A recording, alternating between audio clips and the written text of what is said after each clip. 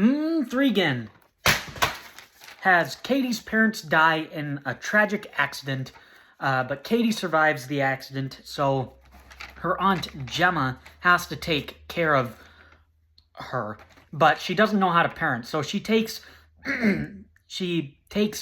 Megan to help Katie deal with her trauma of her parents and help parent Katie.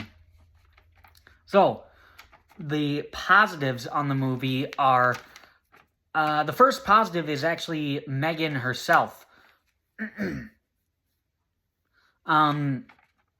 So I actually really like Megan as a villain. She's actually a really fun horror movie villain. I loved how she told the line of being funny and scary. So, I mean, like, she does the little dance chasing David before she murders him. So that was pretty cool. She actually has some pretty funny lines in the movie, so I thought she was actually pretty funny. She can control electronic devices. They don't do that a whole lot in it. They didn't utilize that a whole lot, but, like, she could turn off the alarms in the building. She could use Elsie. She could use Elsie in the movie, so I actually thought she was pretty cool. She's voiced by Jenna Davis, and then for the actual Megan doll, it's Amy Donald, who's in the costume, and she's actually a gymnast, so she's a gymnast in real life, so that gave Megan the weird fluid movements that made her creepy and funny at the same time. So I think Jenna Davis did great as the voice, and I think Amy Donald did really good as the physical performance for the doll. The kills are actually pretty good in the movie. I actually watched the unrated cut. It was originally going to be a rated R film, and then a bunch of teenagers liked it, liked the weird dance that Megan did on TikTok, so they cut out a lot of the gore on the kills to make it PG-13. And not to say that the PG-13 cut was awful, because all you're really missing is a few swear words and some gore, but the gore in a horror movie does help the entertainment value, so I actually watched the unrated cut. And again, the kills are actually pretty good. Brandon's ear getting ripped off is good. David with the cutter going through his back is gory. Kurt's throat slit is really good. So I liked that. And the neighbor's kill was pretty good, where she gets power washed to the face. That was pretty gory. So it actually has a few pretty good kills in the movie. That's it for positives. On to the mixed. The mixed element is I kind of knew exactly where the movie was going. I pretty much knew everyone who was going to get killed. I knew the neighbor was going to get killed because she's mean. Brandon was going to get killed because he was mean to Katie. I knew Kurt was going to get killed because he was stealing secrets from the company. I think the only one that I didn't really know who was going to get killed was David, the boss of the store. Like, he's mean. Like, he's kind of mean, but I didn't find him to be as mean as, like, the neighbor or Brandon. So that one caught me off guard by a little bit. But going along with the mixed of what I knew Katie was going to cry at the demonstration, but Megan was going to somehow make it work, and then that was going to make Megan a huge hit, and it was going to hit the CEO emotionally once David said that, so I knew that was going to happen.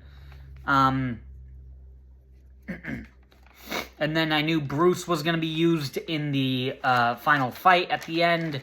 So it's nothing new. I knew where it was going. On the other hand, I do think it's still a fun movie. If this movie was not fun, was not funny at all, and didn't have any good kills, it would probably be more negative. It'd probably be in the negative section. But a reason why I knew where it was gonna go was because this is a lot like Child's Play 2019. Because you get a guardian that isn't really good with kids, doesn't know how to deal with them to a degree, gets them a robot toy, and then it starts becoming their best friend, and then anybody who's going to get in their way of their friendship and is going to hurt them physically or emotionally is going to die. So I knew almost exactly where it was going to go. I don't think there's actually any surprises in the movie. And I kind of think Child's Play 2019 is a little bit better. I thought it was a little more fun. I probably think it's better just because it came out first. So that's probably why I think Child's Play 2019 is a little bit better. Probably because I have a little more nostalgia for it. I went to that in theaters when it came out. But overall, I do enjoy the movie. Now going on to the negatives. And a super small negative that I thought of that just doesn't make sense thinking about a company is...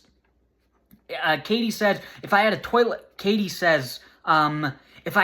like Bruce, I don't think I would need another toy again.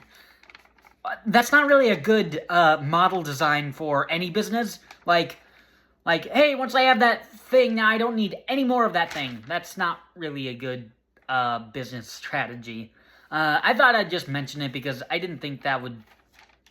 I didn't think a business was really going to do that. That is not a big negative on the movie. That has no way affecting the movie at all. I just thought I'd point that out. But going on to the negatives, some of the commentary on parenting and replacing parents, I feel like was almost kind of forced because they take a break from the movie to have like a 2-minute conversation about parenting, and she needs social skills and real life people in her life, and they do that a few times in the film, so I thought that was a little annoying. I think they could have maybe cut out maybe limit it to like one conversation, and then I don't think it'd be a negative. I just found that to be a little annoying. And then the last negative is Katie's actions, I feel like didn't really make any sense near the end of the movie. Katie was worried that M3gan did something to Brandon, which M3gan did. She killed him. But when M3gan is taken from Katie near the end of the film, and Gemma is like, something's wrong with M3gan, Katie is just like, she just wants to see M3gan, she just wants to see M3gan, and she just freaks out.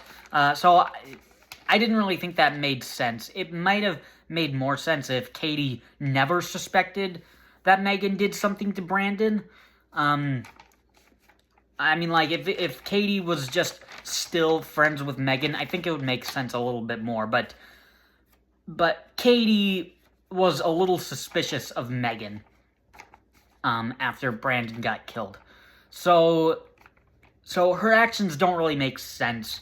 I kind of wish she just never suspected anything. That way it makes a little more sense of why she's freaking out and why she can't see M3gan. So that's it for negatives. Overall, I do think M3gan is actually a pretty fun movie. You know, a few issues with it. Maybe they'll do a little bit better in the sequel. But overall, I thought M3gan was actually a really good movie. And I am actually looking forward to M3gan 2.0, which comes out next year. Thanks for watching.